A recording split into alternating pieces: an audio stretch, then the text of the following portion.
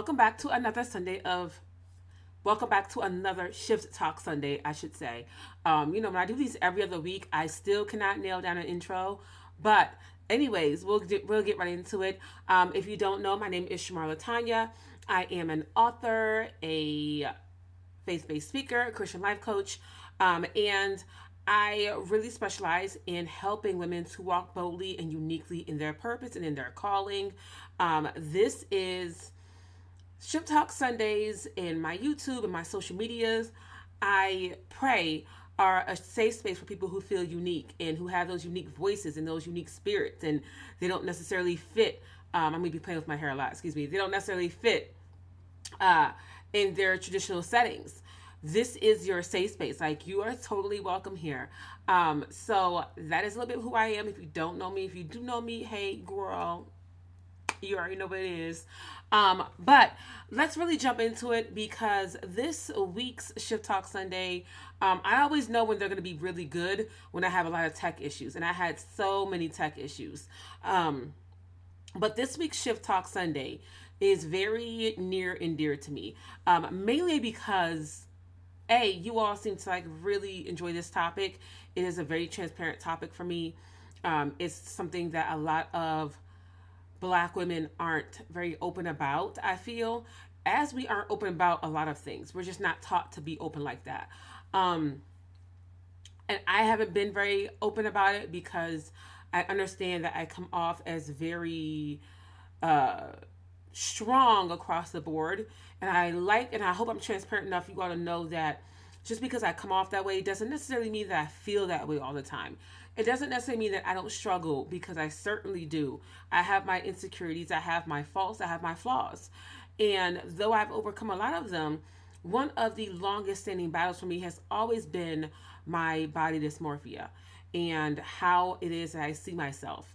I have to preface this video by saying that if you are someone who empowers women to love themselves and love what they see when they look in the mirror, but if you are not licensed, clinically licensed to deal with women with body dysmorphia, then you've got to understand that. I hope that you all didn't hear that, but you've got to understand that what you could possibly do will hurt a woman more than you're helping, because body dysmorphia is a clinical issue. It is a diagnosis. Body dysmorphia really is. It's not something that you can empower away. It takes years of work, years of therapy, years of, and I'll get into it, cognitive behavior therapy. But if I could start this video by saying one thing, what has always bothered me about myself having dealt with body dysmorphia is the really empowered women who think that it's enough to say to me, oh, well, you have to love yourself. You can't tell other women to love themselves and you don't love yourself. That just makes me spiral more. That just makes me feel like all the more I'm an awful person. It's hard enough to struggle with body dysmorphia and the mental toll that takes on you, because it is a mental thing. And now you have somebody who is trying to empower you, but really breaking you apart, telling you that, you just can't do that. I know. And so I really want to spend some time on that, because I find that is one of the biggest things that we try to do, and it does not help. So if you are someone who is known for empowering women and you're known for bringing women together, but if you are not licensed and clinically licensed to treat body dysmorphia or eating disorders or any of these mental illnesses, please take a step back and just love on that person. But overwhelming them with what you say they should be doing does not help. So I have to start this video out that way, because too many people do that and they're hurting more than they're helping. So, now that we've got that out the way, and I wanted to say that because I know that there are a few of you who'll be watching this, and you need to know that your job is that's not your job. You're not a specialist in it. Your job is to love and support and help them. And for someone who has body dysmorphia, doing that and being that overwhelming makes it worse for us. Now, the next part about this whole thing is, I've talked over and over about body dysmorphia, but I've never really gone into what it truly is. So I'm going to give you the clinical definition. Let me grab my nose, child. So I'm going to give you the clinical definition, but I'm not going to overwhelm you with the big words, because I want you to know, I want you to understand uh, what it really is, and I want to give you an applicable definition. And as you can see, body dysmorphia, if you see by my language and my words, it really is not something that you can put into a box. You can already tell it's not as easy for me to even explain this, right? So I'm going to give you the clinical definition, but I'm also just going to tell you what it really is in a layman's term, I should say. All right, so body dysmorphic disorder. Body dysmorphic disorder is a mental illness involving obsessive focus on a perceived flaw in appearance. The flaw may be minor or imagined, but the person may spend hours a day trying to fix it. The person may try many cosmetic procedures or exercises to excess. Another definition is body dysmorphic disorder is a mental health disorder. If you have BDD, you may be so worried about the way your body looks that it interferes with your ability to function normally. Truth. You may take extreme measures such as repeated cosmetic surgical procedures to correct the perceived flaw. For me, that was the one that hit close to home. You're so worried about how your body looks that it interferes with your ability to function normally. That would be the definition that would describe me and my body dysmorphia. It is so if I can break it down in layman's term, that was a clinical term. To make it easy for you, so when you're dealing with somebody who has this, you understand. For us, I'm trying not to cry. For us, it is hard. We don't always see what somebody else sees. So when we look in the mirror or when we look at ourselves, we see a very different version than what's really there. And because of that, it makes it difficult to do almost anything sometimes. It makes it difficult to online shop. It makes it difficult to, as in my case, work out in main gym areas. It makes it very difficult. Here we go. It makes it difficult to do certain sports, to do certain activities. It makes it difficult to be out at functions and really function and enjoy it, because you're so worried about your body and what it really looks like and what other people see. And what you don't realize is other people are not seeing what it is that you see. But body dysmorphic disorder really is try not to cry because I gotta take pictures later. Body dysmorphic disorder really makes you feel like you are trapped in your own mind. And this is why I say, if you are not clinically licensed to help with this, please, it's not enough to empower. Because we are trapped in our own mind with what we see.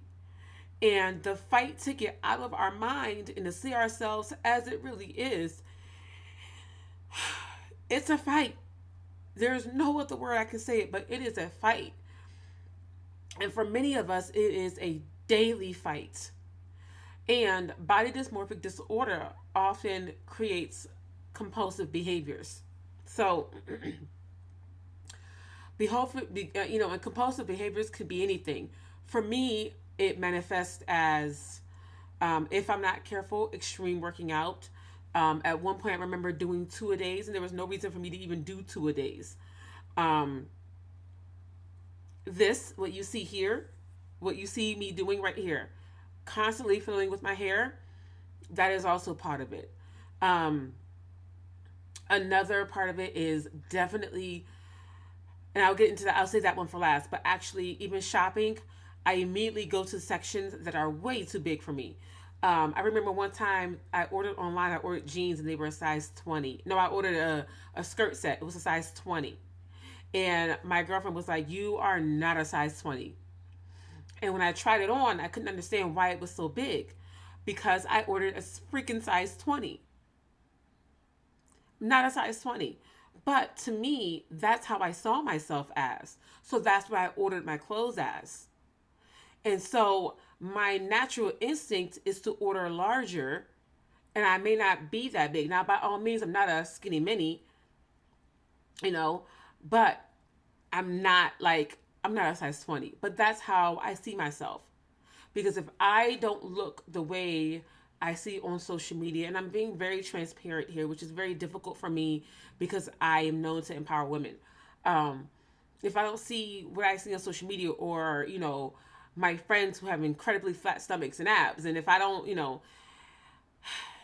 see that, then I must be the exact opposite. It's an extreme way of thinking. And part of also body dysmorphic disorder, which is why we really have to be careful of what we say to people. I was in the gym one time, and somebody had said to me, "Dang, girl, you got fat." And I kind of laughed it off, but I remember that for weeks. I remember that for weeks. Um, so when I hear things like that, it really gets to me. Another transparent moment, I've had family members say things to me like, "If I got another plate, you don't need another plate." And to them, it seemed small, but to me, it created an eating disorder. Or, "My God, you getting fat." I've had family say that to me. To them, "Oh, Shamar, you should get over it." To me, I'm not gonna eat, and I didn't. So then that led into my eating disorder. So when I got really small, what no one knew was when I got really small, I remember graduating high school. I was never small in high school either. And I started becoming an adult woman, and I got small. When I got small, what no one realized was I was eating one meal a day. Everyone loved how small I was. And this part pisses me off. This part makes me so angry. I don't know if I should have said that word, but we're here now. Um, and I'm going to be as transparent as possible. What makes me so angry now is everyone loved when I was skinnier like that. Everyone loved when I was smaller. But what no one knew was I was literally dying. Like, my body was dying off. I was that small because I was not eating. I never had the, I never had the, I could never make myself throw up. I hate throwing up, but I can make myself not eat. So I want you all to know that. Family members, friends who's like, "Oh, you're so small, it's so great." I want you all to know that what you all loved is because I had an eating disorder. Because I wasn't eating, but you all loved it. And you all would tell me, "You don't need another plate." Well, I didn't get another plate. I just stopped eating altogether. I would take one meal a day as a direct result of what would be said to me. And I say that so aggressively because I find, especially in Black families, we're so quick to say that to our daughters and not understanding the mental repercussions that has on them. I remember one time I was in a dressing room with my daughter. She was like in middle school, and she was a little bit bigger as well. And she was crying because we couldn't find a bathing suit to fit her because she was bigger. And I remember her crying because we had to go to the women's section. It was a bathing suit that she hated. And I remember on the beach, she took these pictures. She was like covering her face. And I said to her, "Are you not comfortable with your body?" And she said, "Yeah, I think I'm too fat." And I said, "Okay, well, I'm not going to call you fat. I'm never going to call you that. But what I am going to say to you is, if that's what you think, then there's simple things we can do to change that. I said, you can start going to the gym with me. We can cut out the sodas and sugars." And we did.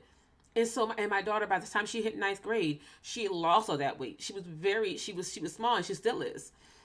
Small waist, flat stomach, and she did it in a healthier way. And that's been one of my greatest achievements with her, that she doesn't struggle with the things that I struggle with.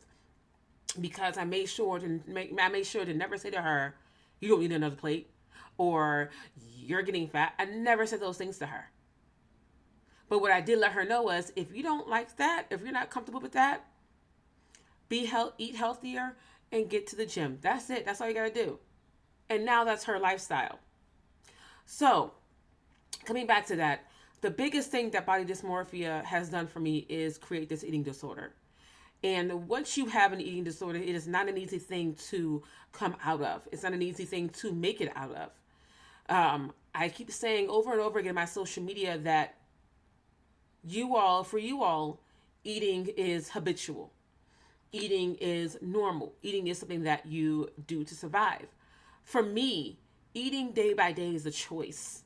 I have to choose to eat because my first instinct is to not eat. My first instinct is to have one meal a day because the crazy thing is, I've gotten my body used to one meal a day. And no, it's not healthy. And yes, I spent years having heart palpitations and my chest tightening because of my eating disorder. But in my mind, as long as I didn't die, it's fine. My jeans are getting looser. My waist is getting smaller. So this clearly is going to work for me. And it clearly does not. Body dysmorphic disorder causes you to not think about the damage you are doing to your body. You just don't. So, I'm not going to cry this time. So, I spent years eating one meal a day.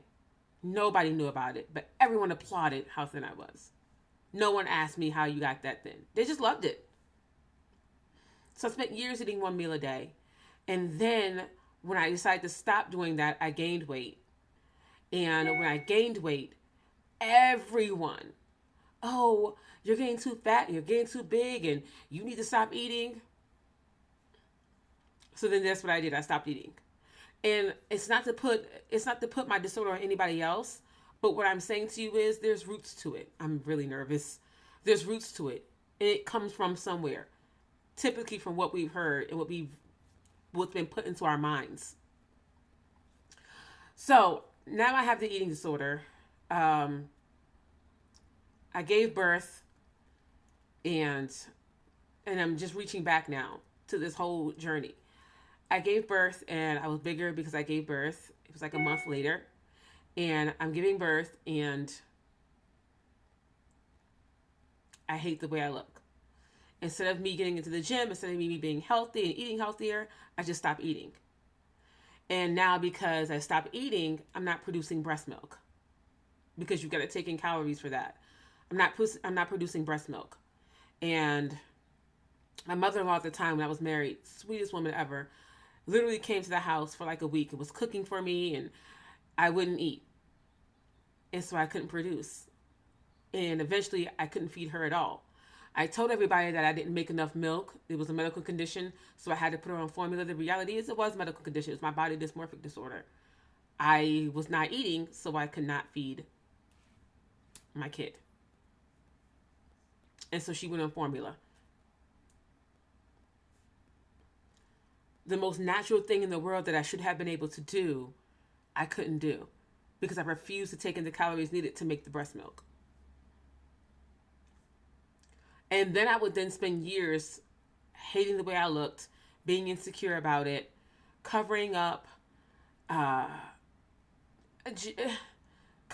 barely wanting to go to the beach, crying when I had to go to the beach, crying because I hated the way I looked. And in my mind, it just was not enough to work out. It was not enough to eat healthy. I just needed to stop eating. There are times with body dysmorphic disorder where you feel like you are just losing, so you give up. So eventually I got to the point where I just gave up and I started binging. And this is what eating disorders do. It doesn't always result in you being super thin. It results in horrible habits. You either don't eat or you give up and you eat everything, which is eventually what I started doing also. I gave up. I just started giving up and I ate everything. And when you add in body dysmorphic disorder and depression, because I was at the tail end of my marriage here, my marriage was falling apart. It's the perfect storm of all kinds of things. So once again, marriage ends. I'm going through another life transition. I'm becoming single. God forbid I be single and I be heavy. And so I go back I hired a trainer. I did that part right. But again, what nobody knew was I put myself in an extreme calorie deficit. I would eat one meal a day. I would have a protein shake right before working out or a banana so I could work out well. and then that would be it. And I lost weight, and everybody loved it. And everyone's like, "Oh my God, she looks so great." I'm telling you, I always know when it's gonna be good when I start having tech issues, and it has been a thing. But everyone's like, "Oh my God, she looks so great." I wasn't eating. I wasn't eating. Um, and then the pandemic happened. Actually, no, I'm sorry. Uber Eats happened. I learned that I could order my favorite foods and have them dropped off and delivered. And so I went back into gaining weight all over again. And something had happened, and a friend of mine said it's because you're out of shape. And I took that and I held that in. Um, and so you see the up and down of what body dysmorphic disorder does. Now, here we are again. I lost weight, and then I gained weight, and now I am. Everyone else says to me, "Oh, you don't seem heavy to me." Although about a month or two ago, a friend of mine in the gym told me I got fat. But most of the people are like, "Oh, you don't. You look fine. You look. You look great." I. It's not. If I have to be honest, even right now in this moment, it is a struggle for me to see that. I have to choose to see that. Not saying I don't think I'm ugly, and I don't think I am. I don't think that I am huge. I don't think that at all. But I just know what I want to see and what I don't see. Now, for some people, that's a great motivation to eat healthy and get in the gym, and I am in the gym, and I am eating healthy for sure. But on top of that, again, that revs up my desire to not eat. That revs up my desire to go overly extreme with workouts. And this is how body dysmorphic disorder works. So even being where I am right now, every day I have to choose to eat. Every day I have to choose to like what I see when I look in the mirror. Every day I have to choose to love myself. For many of you, that's automatic. I love my personality. I love the type of woman that I am. I think I've got a great heart and a great spirit. But body-wise, I've got to choose to love what I see when I look in the mirror every single day. I have to choose it every minute of the day. I have to choose it on days where I just don't feel great. I've got to choose it. It's always a choice for me. So when you are dealing with someone with body dysmorphic disorder, understand that just as frustrated as you are with them, that they won't do the things that you think they should do. Somebody on my Facebook said that she had students who wouldn't participate in even yoga because they hated the way they look. That is exactly how it works. You're thinking, someone with body dysmorphic disorder is thinking, if I get on that mat, how fat am I going to look? How awful is my body going to look? If I go to that beach, if I take pictures in the beach, how awful am I going to look? This part of my body doesn't look good. For me, it is always my midsection. And I just like, when I take full body pictures, I just got to the point where I felt comfortable doing that. In all honesty, that's a choice. Taking those full body, it's all a choice. For somebody, it is going to be, I mean, it could be whatever for anybody, but whatever they're focusing on, that's going to stop them from doing everything. So just as frustrating as you are with them, imagine how frustrating it is to be trapped in your own mind like that day in and day out. And to be at the gym breaking down in tears because you're working out hard and you still don't see it. Although the change is there. That's the crazy part. The change has been there, or the change is actually there, and other people see the change in you, but you still don't see it in yourself. You still see somebody that is not thin enough, or certain areas of their body isn't where it needs to be. It's literally, I mean, I can't even begin to explain how you feel like you are in bars behind your own mind. So how does one begin to get over body dysmorphic disorder? Okay, there are so many clinical ways to do it. The first thing I'm going to say to you, which I suggest to everybody, I've suggested every Ship Talk Sunday. I suggest what you go to therapy. Every time we have a Ship Talk Sunday, I say that to you all. Go to therapy, because therapy is the only way you're going to be able to start making it out of this. Yes, prayer works. Yes, prayer is powerful, and I do it every day. And literally before I go out and do things, I begin to pray. Even before I get dressed, these are things that I pray on. However, you need uh, you need tools in your toolbox to begin to survive this. And so, not only do I do regular therapy with my therapist, but we also do cognitive behavior therapy. And let me get the clinical terms for that. And I'm not going to overwhelm you with terminology with that either. But we do clinical therapy. Clinical therapy. All right. So we do cognitive behavior therapy, and then we do regular behavior therapy. Now, what cognitive behavior therapy is we begin to change how I think, how I react to things, how I respond to things. When we do behavior therapy, um, that is me being very cognizant about my behaviors. So those are two major, and I couldn't find my clinical terms, but those are two major things for you. Cognitive behavior therapy is how I think that the thought patterns that I have that affect my decision making, that affect my actions. Behavior therapy is, I'm nervous. Behavior therapy is being intentional about changing certain behaviors. So we started tackling the cognitive behavior therapy first because it was my thoughts that were creating this whole, that was creating basically this jail cell in your mind. It's your thoughts and what you're thinking. So I started to understand the difference between fact and truth. Fact is, I am not a thin woman.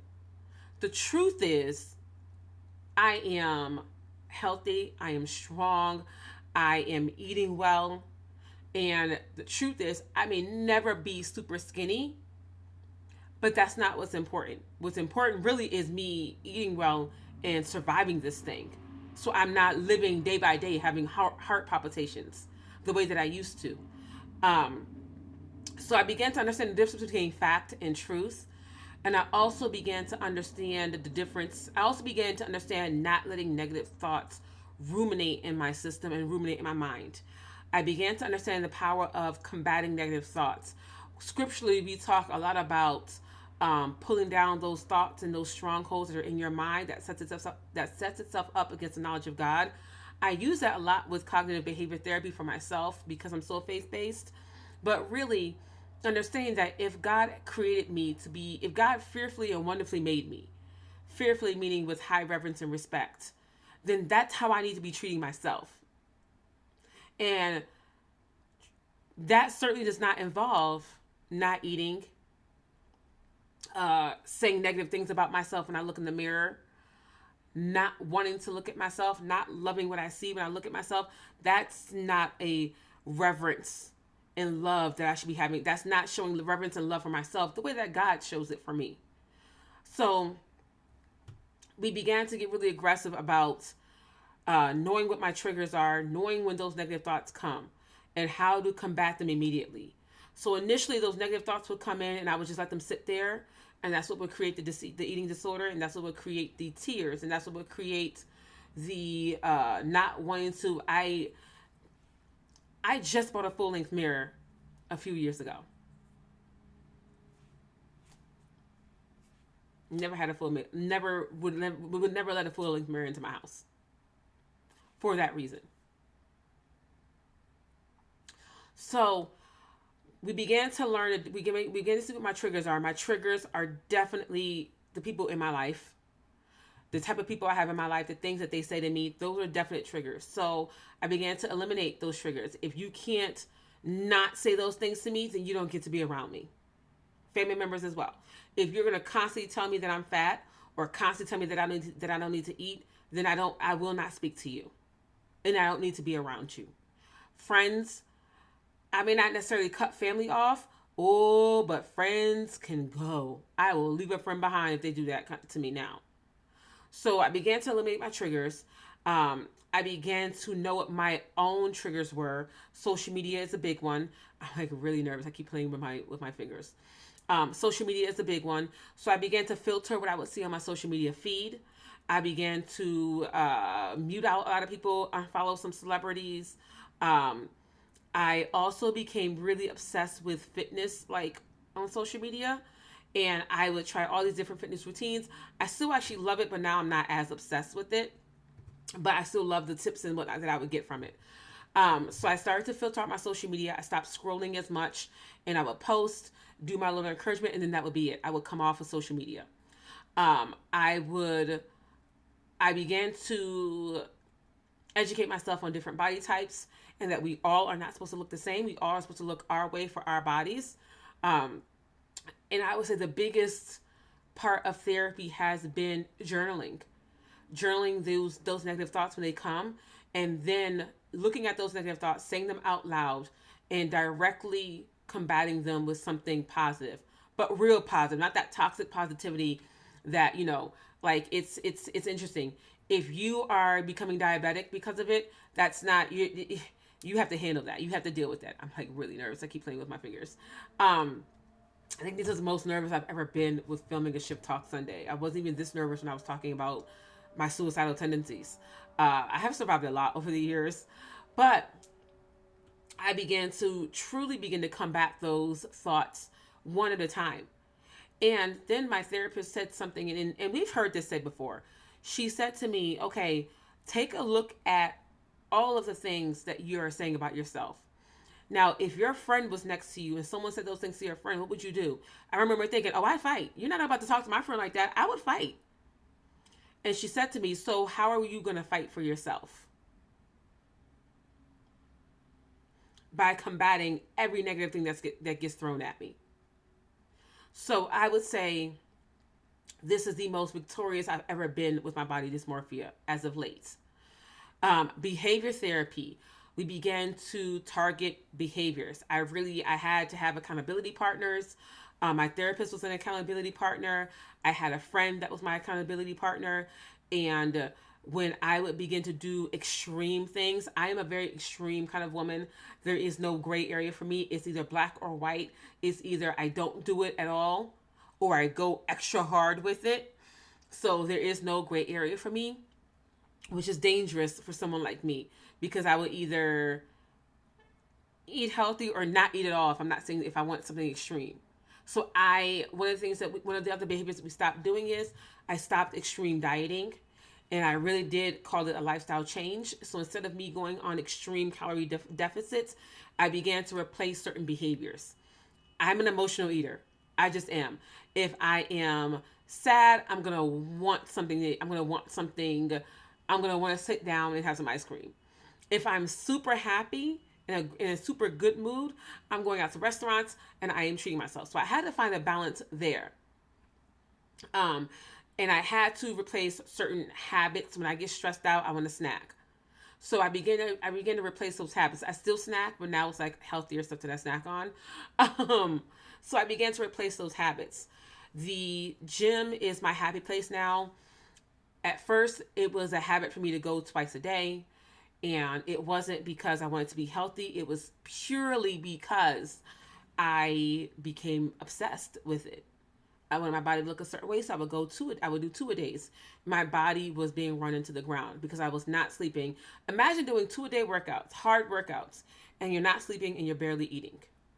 There would be some days where I would be laying down and my chest would hurt so bad that I could not even breathe. So I began to change. I began to work on my behavior therapy, looking at what my triggers are, and forcing myself, in a sense, to find that balance. Really choosing it. The big word for us has been choose. Choosing to be balanced. Choosing to overcome these things. The other extreme measure that I took that now not really is an extreme to me anymore, finding gyms that had private sections and working out in the private sections, because I didn't look like the girls that work out on the main floor. The girls that work out on the main floor are super thin. Oh my God, they're super fit, and that is just not me. So of course I felt like I didn't belong on the main floor because I didn't look like that. And then one Saturday I get there and the upper floor is closed. I can't get there. I can't get in there. I'm paying extra for this.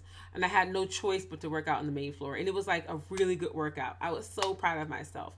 Now I work out in the main area, not because of my body dysmorphic disorder, but because it's quieter up there. I don't want to be around a whole lot of people. I really just want to be left alone. I don't like a whole lot of people around me nowadays. Most times I will work out on the main floor, but the gym I go to, there's a lot of gym bros, and my nerves be worked. I be bothered. I be annoyed quite quickly. So I like the smaller areas sometimes because I just don't want to be bothered. Or if I want a lighter workout, that's where I'll go for a lighter workout. Less to do with my mind, more to do with just my wants now. And I become much more cognizant of those kind of thoughts. Now, is it something that I still is it can I say to you that I have overcome this? Am I willing to say this is going to be a lifelong fight for me? I am not. I said the same thing when I came out of alcoholism. They say that when you are an alcoholic, you are always an alcoholic. And I refuse to take that on. I refuse to say to myself, I'm always going to be an alcoholic. What I choose to say is I've overcome alcoholism. So, though the disease is, though the disease is diagnosed as a lifelong disease, I refuse to say it's going to be lifelong. It was half of my life because I'm 40. It was half of my life, over half of my life for sure. But it's not going to be lifelong. I can already see it beginning to turn and switch. What can you do as a friend when you know someone who has body dysmorphic disorder? My friend Taisha is really great at this, and she doesn't even know how good she is. My friend Taisha, when she found out about my body dysmorphic disorder, she did not do the whole, you have to love yourself and you have to do this. She was not, that overwhelms me. I keep saying it because I know women who do that, and it really does overwhelm me. She didn't do any of that.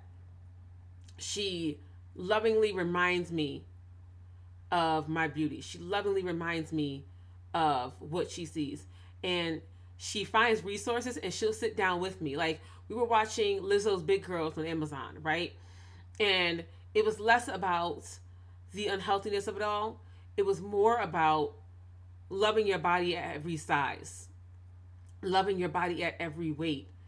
And though being extremely overweight is not healthy and it will not be healthy for the long run, still loving yourself in the midst of that journey of changing. Like, you may not like where you are because it's not healthy and there are a host of complications that your body is dealing with. I will agree. But while you're changing that, you still have to love yourself. So she would sit down with me and we would watch these shows that were about body positivity. We would watch these shows that were about, yes, you need to change your habits so you can become healthy. But while you're doing that, love yourself in the process. Will I allow myself to get extremely overweight? No. I'll stop it before it gets out of hand. But now it's not because of what I want to see, but because of how I want to feel. And I want to be in my 60s and 70s and 80s and not have a ton of health complications. I can say that about the women in my family. The women in my family may not be the smallest, but we're not riddled with diseases. And I do believe it's because, though we are not the smallest, at the end of the day, we know how to take care of ourselves, and we know we put good things into our bodies. My grandmother's in her 80s and still be in these streets. Like, she has more energy than I do. And I believe it's because, though she's not super skinny, she's not incredibly unhealthy. So, as friends, when you deal with somebody that has body dysmorphic disorder, don't overwhelm them. Listen to them when they speak. Lovingly remind them of what you see. You can even go the extra round and do what my friend did. Like, she would sit down and watch these things with me. And I could see her, and she's so cute. Out of the corner of my eye, when we try not to cry, because that was really nice of her. When we got to certain parts of certain videos with body positivity, I could see her looking at me to make sure that I was taking it in and I was watching it. And that's all she would do. And when I go out with her, like I went out one time wearing a crop top. Not wearing a crop top in years. I was like, I'm putting on the crop top, okay?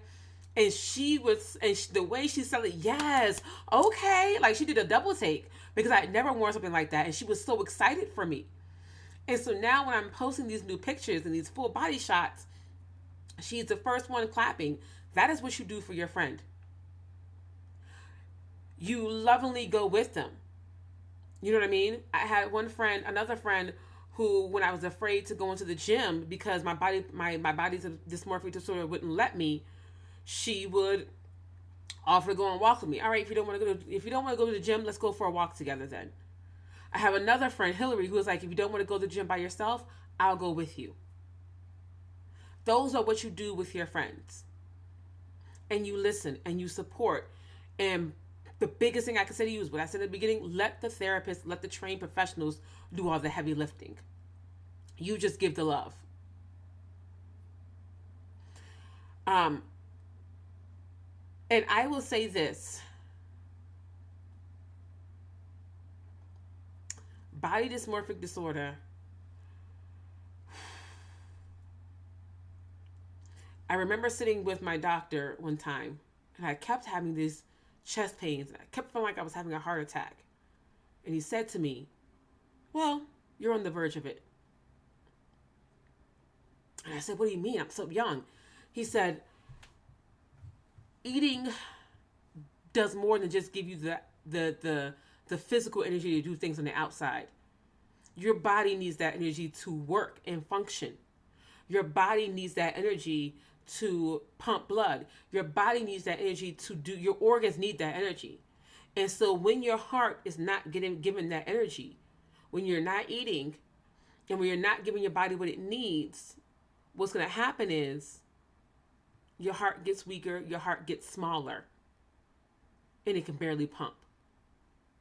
So right now what you're feeling is your heart is getting weaker." He also said the reason why you're having such horrible muscle spasms in your chest is because your muscles are dehydrated and they're starting to spaz everywhere. Your body's breaking down. And he was like, "I'm begging you to eat and to put the right things in your body, because right now you're getting thinner, yes, but your body is breaking down." Point taken. And I will tell you, since I have made the choice to eat every day, I have not had those palpitations, and I stay hydrated as well. I have not felt those palpitations in years, in a very long time, and my muscles haven't had spasms in my chest, at least. When I really work out, sometimes I do. When I work out really hard, but I haven't had those muscle spasms in years. So if there is one challenge that I can give you, I didn't put a whole lot of cards in this. I didn't put a whole lot of Shift Talk Weekly challenge. This is more of this is more of a more of a serious conversation than that. And they all are, but this was a very real, transparent one, I would say. If there's a challenge that I can give you, the challenge that I would give you goes beyond a weekly challenge. It is to love yourself consistently, daily, and choosing that daily. I literally choose to do that daily. I wake up, I have my scriptures about how God feels about me. I say those scriptures over and over and over and over again. They are everywhere around my house. That's why you see things like, you'll see things like blessed to remind me. You can't see it, it's above my head. Start each day with a grateful heart. There's a little sign right above me. There is a sign, there is a little thing here that's just about love.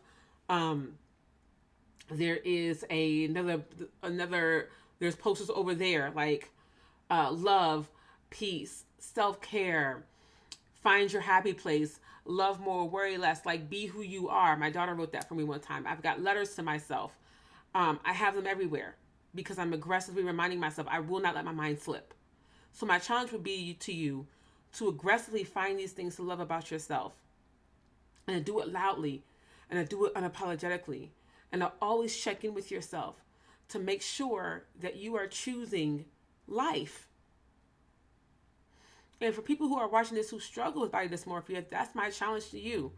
Every day you have to choose life. Choose life in the things that you think. Choose life in the things that you say. Choose life in the things that you eat. choose life in the things that you move, in the way that you move. Now, working out for me is less about wanting to look a certain way and more about I want to be 80 and be able to run up steps.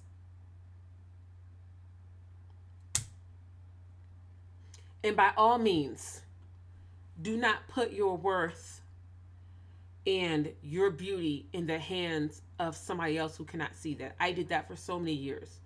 Do not put your worth and your beauty in the hands of other people and their thoughts. Because you are going to meet people who will not see the beauty in you. And that's not your problem, that's theirs.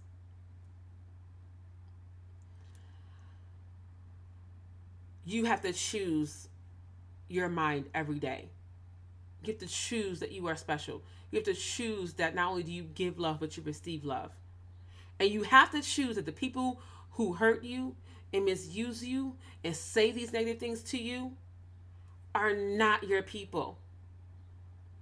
And you have to choose to not let anything they say penetrate your spirit. And if it does, remove it quickly. Return to sender. I am big on returning that energy back to you. I hope this has helped somebody. Body dysmorphic disorder is larger than one video. It's bigger than one YouTube video. It is. I hope this begins to kick the conversation off, especially amongst Black women, about loving your bodies, about if you need to change your body. Because I do think, I do believe that a lot of that certain things are just unhealthy, but to do it because you want to be healthy, not because you have to look a certain way, right? I hope this kicks off the conversation about how we speak to our daughters. I think my daughter is so comfortable with herself because I never made her feel like she couldn't be anything but. I never called her fat. I never told her she wasn't beautiful. And I always empowered her to let her know that if there are things you want to change, do it in a healthy way. But do it because you want to, not because somebody else said anything to you. So I hope this kicks off the conversation about what we say to our children. And the things that we choose to say. You're not being blunt, you're just being rude. And that's the reality of it. You're not being blunt, you're rude, and you're not using your discernment. And if you're going to break down without being ready to build up, then you're harmful. Period. All right, so I love you all. I didn't cry as much as I thought I was going to cry this week. So I hope that this helps somebody. Please share this out. And the last thing I will say to you is I am 40 and I have found this deep love for myself and for what I see in the mirror.